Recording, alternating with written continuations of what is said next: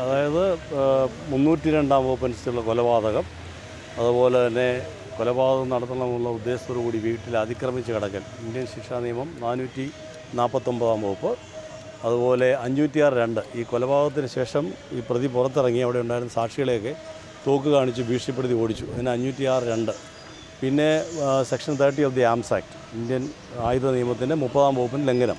അദ്ദേഹത്തിൻ്റെ ലൈസൻസ്ഡ് റിവോൾവറാണ്, പക്ഷേ conditions of ലൈസൻസിൻ്റെ violations ഉണ്ട്. ഇത്രയും കുറ്റങ്ങളാണ് ഫൈൻ ചെയ്തത്. ഇനിയിപ്പോൾ ശിക്ഷയെപ്പറ്റി നാളെ കേൾക്കും, അതിനുശേഷം വിധി പറയും.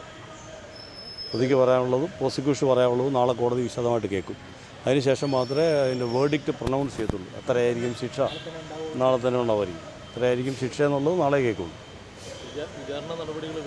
വിചാരണ നടപടികൾ വേഗത്തിൽ പൂർത്തിയാക്കാൻ അവസാനം സഹായിച്ചത് കേരള ഹൈക്കോടതിയുടെ ഒരു ഓർഡറാണ്. കേരള ഹൈക്കോടതി ഡിസംബർ വെക്കേഷന് മുമ്പ് ഈ കേസിൻ്റെ ട്രയൽ തീർക്കണമെന്നൊരു നിർദ്ദേശമുണ്ടായിരുന്നു. അതിനെതിരായിട്ട് പ്രതി സുപ്രീം കോടതിയെ സമീപിച്ചെങ്കിലും സുപ്രീം കോടതി അത് നിരസിച്ചു. അതോടെയാണ് പിന്നെ ഇതിൻ്റെ സ്പീഡി ട്രയലിലേക്ക് വന്നത്. കഴിഞ്ഞ ഏപ്രിൽ മാസം 24-ാം തീയതിയാണ് ട്രയൽ ആരംഭിച്ചത്. അപ്പോൾ അത് പറഞ്ഞല്ലോ, ഇതിനകത്ത് ആകെ 76 സാക്ഷികളെയാണ് നമ്മൾ വിസ്തരിച്ചത്. അതുപോലെ തന്നെ ഏതാണ്ട് 278 പ്രമാണങ്ങൾ മാർക്ക് ചെയ്തു.